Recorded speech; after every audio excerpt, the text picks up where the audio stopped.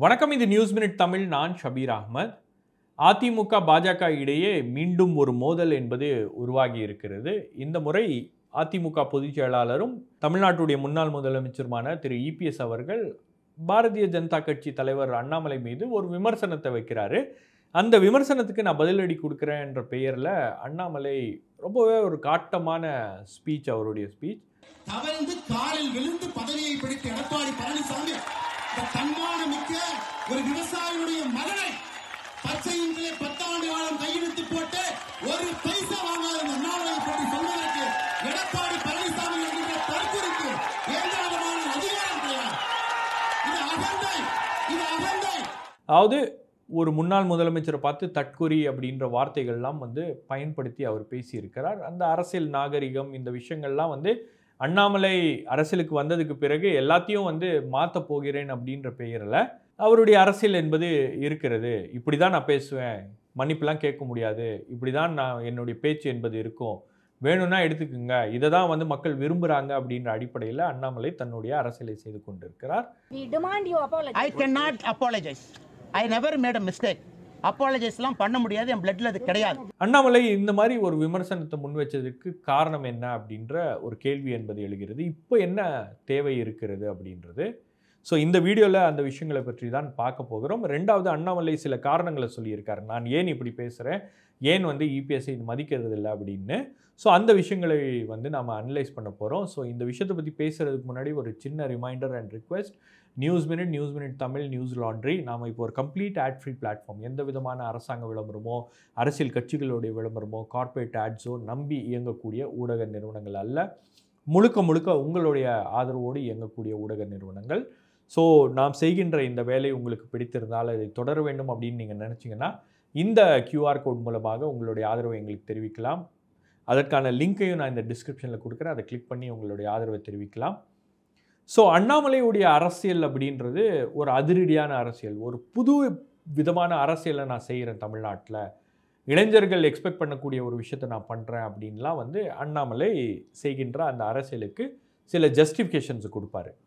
But அண்ணாமலையுடைய அரசியல் தமிழ்நாட்டில் பார்த்திங்கன்னா அவருடைய பேச்சு, அவருடைய நடவடிக்கைகள், அவர் பேசுகின்ற அந்த விதம் அப்படின்றது பெரிய அளவுக்கு மக்கள் ரசிக்கலை அப்படின்னு தான் சொல்ல முடியும்.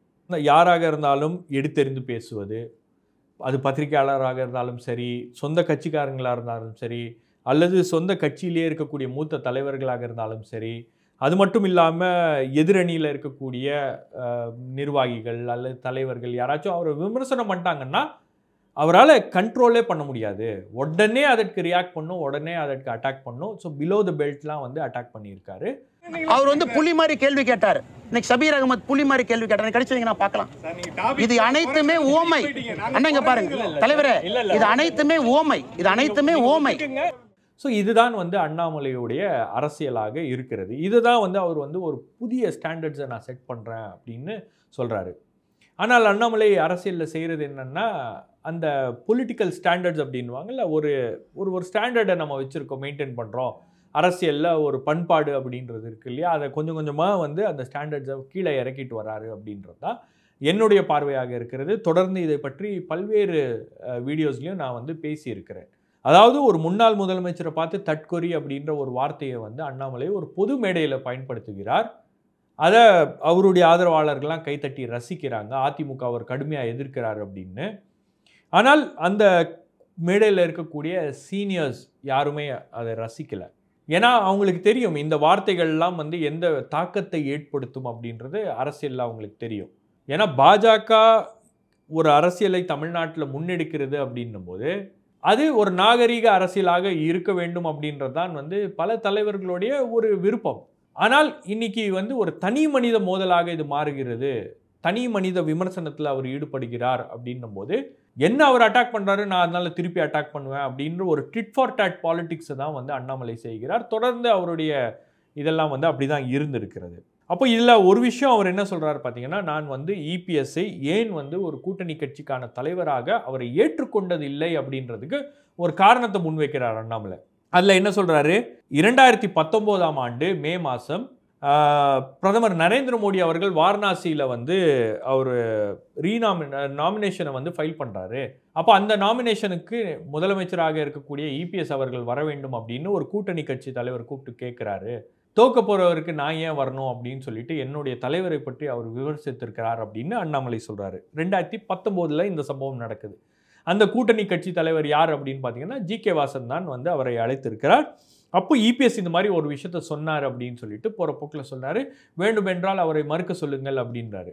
அப்போ இதற்கு அவர் எந்த விதமான ஒரு ப்ரூஃபும் வந்து வைக்கல. ஆனால் இதில் இருக்கக்கூடிய கேள்வி என்னன்னா 2020ஆம் ஆண்டு தான் அண்ணாமலை அரசியலுக்கே வராரு. பாஜகவில் அப்போ தான் அவர் ஜாயின் பண்ணுறாரு. ஆகஸ்ட் 2020 தான் அவர் ஜாயின் பண்ணுறாரு. ஜாயின் பண்ண உடனே அவருக்கு வைஸ் பிரசிடென்ட் பதவி என்பது கொடுக்கப்படுகிறது. ஏன்னா கட்சியில் நீங்கள் அவங்களுடைய கட்சியில் ஒரு விதி அப்படின்றது இருக்கிறது. நீங்கள் ஜாயின் பண்ண உடனே ஒரு கிட்டத்தட்ட ஒரு சில காலங்களுக்கு பிறகுதான் வந்து உங்களுக்கு அந்த பதவிகள்லாம் வரும். பட் அண்ணாமலையுடைய விஷயத்தில் வந்து அவருக்கு எல்லாமே சீக்கிரமாக நடந்து போச்சு. உடனே அடுத்த பொசிஷன் பார்த்தீங்கன்னா ஒரு மாநில தலைவராக உயர்த்தப்படுகிறார்.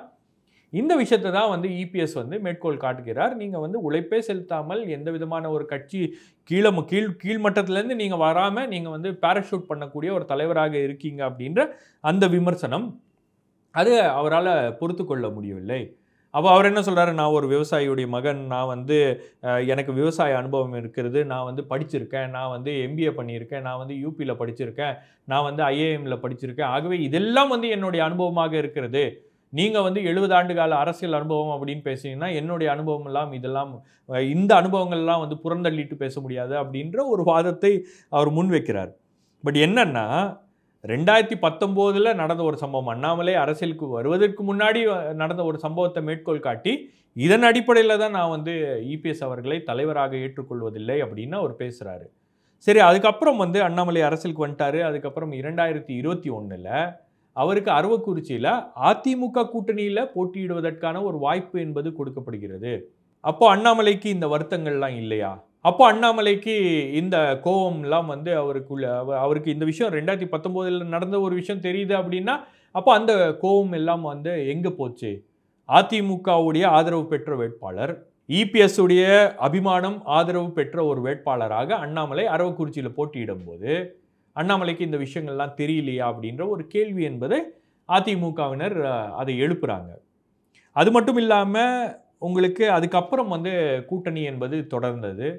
அண்ணாமலை பல்வேறு மேடைகளில் அண்ணாமலையும் இபிஎஸும் வந்து ஒன்றாக இருந்திருக்கிறார்கள்.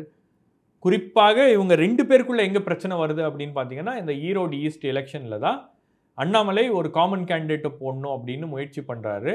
அதுதான் வந்து இபிஎஸ் எதிர்க்கிறார். அதுக்கப்புறம் அங்கேருந்தா வந்து தனிப்பட்ட முறையில் அந்த பிரச்சனை அப்படின்றது உருவாக்கிறது. ஸோ இவருக்கும் இபிஎஸ்ஸுக்கும் தனிப்பட்ட முறையில் உருவான பிரச்சனை அதுக்கப்புறம் அது கூட்டணியே உடைக்கக்கூடிய ஒரு இடத்துக்கு கொண்டு போய் அது நிறுத்துகிறது. இப்போ அண்ணாமலை இந்த விஷயத்தை பேசுறதுக்கான நோக்கம் என்ன, இந்த அட்டாக்கை வந்து இபிஎஸ் மீது வைப்பதற்கான ஒரு நோக்கம் என்ன அப்படின்னு பார்த்தீங்கன்னா குறிப்பாக 2 கோணங்களில் இதை நம்ம பார்க்கலாம். ஒன்று, அண்ணாமலை இன்னொரு 3 மாதத்துக்கு தமிழ்நாட்டில் இருக்க போகிறதில்ல. அவர் வந்து லண்டனுக்கு படிக்க போகிறார். ஷீவனிங் ஃபெலோஷிப்காக அவர் படிக்க போகிறார் அப்படின்னும் போது இந்த 3 மாத கேப்பை பயன்படுத்தி கொண்டு பாஜகவுடைய தேசிய தலைமை அதிமுகவுக்கும் பாஜகவுக்கும் ஏற்பட்டிருக்கக்கூடிய இந்த இடைவெளியை சரி செய்ய முடியுமா அப்படின்ற ஒரு முயற்சியில் ஈடுபடுவதற்கான ஒரு வாய்ப்பு என்பது இருக்கிறது. மீண்டும் கூட்டணியை ஏற்படுத்துவதற்கான ஒரு வாய்ப்பு அல்லது ஒரு சுமூக உறவை ஏற்படுத்துவதற்கான ஒரு வாய்ப்பு என்பது இருக்கிறது. அதை அவங்க எங்கேயாச்சும் செஞ்சிட போகிறாங்க அப்படின்றதுக்காக தான் இந்த மாதிரியான ஒரு விஷயத்தை அண்ணாமலை செய்திருக்கிறார் அப்படின்றது ஒரு கோணமாக இருக்கிறது. இன்னொரு கோணம், ஏன்னா இவர் ஊரில் இல்லாத டைமில் இந்த பேச்சுவார்த்தைகள்லாம் நடந்து முடிஞ்சு எல்லாமே சுமூகமாக போச்சுன்னா அண்ணாமலை திரும்பி வரும்போது அவர் மாநில தலைவராக தொடர்வதா இல்லையா அப்படின்ற ஒரு கேள்வி என்பது வரும். ஸோ அந்த இடத்துல அவருக்கு ஏதாச்சும் ஒரு பிரச்சனை அப்படின்றது ஏற்படும் அப்படின்றதுனால அண்ணாமலை இதை செய்திருக்கிறார் அப்படின்றது ஒரு கோணம். இன்னொரு பக்கம் பார்த்தீங்கன்னா உங்களுக்கு இபிஎஸ் வேண்டுமென்றே அண்ணாமலையை வந்து ப்ரொவோக் பண்ணுறாரு. ப்ரொவோக் பண்ணால் அண்ணாமலை பேசுவார், அவரால் கண்ட்ரோலே பண்ண முடியாது, அவரை கண்ட்ரோல் பண்ண முடியாமல் அவர் வந்து வார்த்தைகளை அள்ளி வீசுவார். இப்போ பாஜக திமுகவுக்கு ஒரு அண்டர்ஸ்டாண்டிங் ஏற்பட்டிருக்கு, ஒரு இணக்கமான ஒர்க்கிங் ரிலேஷன்ஷிப் உருவாகி இருக்கிறது. அப்போ இந்த சமயத்தில் இந்த நரேட்டிவை வந்து அதிமுக புஷ் பண்ணுது. பாஜகவுக்கும் திமுகவுக்கும் ஒரு ரகசிய உறவு ஏற்பட்டிருக்கு அப்படின்ற ஒரு நரேட்டிவை வந்து அதிமுக புஷ் பண்ணிகிட்டே இருக்காங்க. அதை பற்றி தொடர்ந்து அதிமுக கூட்டணியில் இருக்கக்கூடிய தலைவர்கள்லாம் பேசுகிறாங்க. அப்படின்னும் போது பிஜேபி எந்த கட்சியை எதிர்க்கிறதோ அந்த கட்சிக்கு ஒரு வளர்ச்சி அப்படின்றது இருக்குது. அந்த கட்சிக்கு வந்து மக்கள் மத்தியில் தமிழக அரசியல் சூழலில் ஒரு கன்சாலிடேட் பண்ணுறதுக்கு ஒரு வாய்ப்பு அப்படின்றது கிடைக்கிறது. ஏன்னா தொடர்ந்து அதிமுக மீது வைக்கப்படுகின்ற குற்றச்சாட்டு என்னன்னா, அதிமுகவுக்கும் பிஜேபிக்கும் வந்து ஒரு அண்டர்ஸ்டாண்டிங் இருக்குது. அவங்க ஒருத்தர் வந்து மோதிக்கிறது இல்லை. ரொம்ப சுமூகமான உறவை வந்து அவங்க மெயின்டைன் பண்ணிட்டு இருக்காங்க. கூட்டணியை விட்டு வெளியே வந்ததுக்கு அப்புறம் கூட அவங்க வந்து ஒரு சுமூகமான உறவை மெயின்டைன் பண்ணுறாங்க அப்படின்ற ஒரு குற்றச்சாட்டு தான் இருக்கிறது. இப்போ அது வெளிப்படையாக ஒரு மோதலில் போய் அது நின்று இருக்கிறது. அப்படின்னும் போது அண்ணாமலையுடைய உருவ பொம்மைகள்லாம் அவங்க எரிக்கிறாங்க. அப்போது அதிமுக பிஜேபிக்கான அந்த மோதல் அப்படின்றது அடுத்த கட்டத்தை நோக்கி நகர்கிறது. அப்படின்னும் போது இப்போ பிஜேபி தொடர்ந்து விமர்சனம் பண்ணிகிட்டே இருந்தாங்கன்னா அதிமுகவுக்கு அது நல்லது, அந்த இமேஜோட அதிமுக நகரலாம் அப்படின்ற ஒரு கால்குலேஷனாக இருக்கலாம் அப்படின்றது இன்னொரு கோணமாக இருக்கிறது. அதில் இன்னொரு விஷயமும் இருக்கிறது. அதாவது தமிழ்நாட்டில் திமுகவை கடுமையாக எதிர்க்கின்ற ஒரு அமைப்பாக பாஜக உருவாகி இருக்கிறது. அதை அண்ணாமலை தான் அதை லீட் பண்ணுறாரு அப்படின்ற ஒரு பிம்பம் என்பது அண்ணாமலை கட்டமைக்க முயற்சி பண்ணார். தமிழ்நாட்டில் பாஜகவுக்கும் திமுகவுக்கும் தான் வந்து இடையே தான் போட்டி, நாங்கள் தான் பிரதான எதிர்க்கட்சி, நாங்கள் தான் வந்து திமுகவை கடுமையாக விமர்சனம் பண்ணுறோம் அப்படின்ற அந்த இடத்துக்கு பாஜகவை கொண்டு போய் நிறுத்தணும் அப்படின்றது அவருடைய முயற்சியாக இருந்தது. ஆனால் கடந்த வாரம் அந்த முயற்சி எல்லாம் வந்து ஒரே ஒரு நடவடிக்கையில் அந்த முயற்சிக்கு ஒரு முற்றுப்புள்ளி வைத்து விட்டார் தமிழ்நாடு முதலமைச்சர் திரு மு.க. ஸ்டாலின் அவர்கள். கலைஞர் கருணாநிதியோடைய அந்த காயின் ரிலீஸ் ப்ரோக்ராமில் ராஜ்நாத் சிங் கலைஞருடைய சமாதிக்கு போகிறாரு. அந்த சமாதிக்கு அண்ணாமலையும் வந்து அனுப்பி வைக்கப்படுகிறார். அண்ணாமலைக்கு போகணும் அப்படின்ற எண்ணம்லாம் கிடையாது. பாஜக மேலிடம் சொல்லுது, போய் அங்கே போய் நில்லுங்க அப்படின்னு அவருக்கு உத்தரவிடுறாங்க. அவர் வந்து நிற்கிறாரு. நின்ன உடனே அவரை முன்னாடி வர சொல்லி அவருடைய அண்ணாமலையுடைய அந்த போஸ்டரிங்லாம் இருக்கு இல்லையா, அந்த அரசியல்லாம் இருக்கு இல்லையா, அதுக்கெல்லாம் வந்து ஒரு முற்றுப்புள்ளி வைத்திருக்க அண்ணாமலையால் இனி வந்து ரொம்ப தீவிரமாக ஆன்டி டிஎம்கே பாலிடிக்ஸ் பண்ண முடியாது. காரணம் என்னென்னா, இந்த ஈக்குவேஷன்ஸ்லாம் வந்து டெல்லி லெவலில் அது மாறுகிறது, டெல்லி வேறு விதமாக பார்க்க ஆரம்பிச்சிருச்சு அப்படின்னோடனே தன்னுடைய கவனத்தை முழுக்க முழுக்க அதிமுக பக்கம் திருப்பி இருக்கிறார். ஏன்னா திமுக விமர்சனம் பண்ண முடியாத ஒரு சூழல், ஒரு இக்கட்டான சூழலில் இன்னைக்கு அண்ணாமலை இருக்கிறார். அப்படின்னும் போது அவருடைய கோபம் எல்லாம் வந்து இப்போ அதிமுக பக்கம். அதிமுகவை நம்ம விமர்சனம் பண்ணோம்னா அதிமுகவை நாம் வந்து அட்டாக் பண்ண முடியும் அப்படின்ற ஒரு அட்டாக் மோடு பாலிடிக்ஸ்லேயே இருக்கணும் அப்படின்றது தான் அண்ணாமலையுடைய விருப்பமாக இருக்கிறது. அப்போ இந்த இடத்துல தான் வந்து அது அதிமுகவுக்கு பயனுள்ளதாக அமையும் அப்படின்னு நான் பார்க்குறேன். பாஜக எந்த கட்சியை அதிகமாக அட்டாக் பண்ணுதோ அந்த கட்சிக்கு ஒரு ஆதரவு அப்படின்றது கூடும். அந்த கட்சிக்கு ஒரு அந்த கட்சிக்கு மக்கள் மத்தியில், ஏன்னா உங்களுக்கு பொதுவாக தமிழ்நாடு அரசியல் சூழல் அப்படின்றது பாஜகவுக்கு எதிரான ஒரு மனநிலையில் இருக்கக்கூடிய ஒரு மாநிலம் அப்படின்னும் போது அது அதிமுகவை அட்டாக் பண்ணாலோ அல்லது திமுகவை அட்டாக் பண்ணாலோ மக்களுடைய கவனம் என்பது அந்த பக்கம்தான் போகுமே தவிர பிஜேபியோடைய அட்டாக்ஸ் எல்லாம் வந்து அது ஒரு வெளியே இருந்து ஒரு தேசிய கட்சி அவங்கள அட்டாக் பண்ணி அவங்கள முடிக்கணும் அப்படின்ற ஒரு முயற்சியில் ஈடுபடுறாங்க, அவங்கள வீக்கன் பண்ணணும் அப்படின்ற ஒரு முயற்சியில் ஈடுபடுறாங்க அப்படின்னும் போது அது ஒரு சிம்பத்தியில் தான் போய் முடியும். அதை இபிஎஸ் அவர்கள் எப்படி பயன்படுத்த போகிறார், அதை எப்படி வந்து அதிமுக பயன்படுத்தி கொள்ள போகிறது அப்படின்றது தான் வந்து நாம் பொறுத்திருந்து பார்க்கணும். வேறொரு நிகழ்ச்சியில் உங்களை சந்திக்கிறேன். நன்றி, வணக்கம்.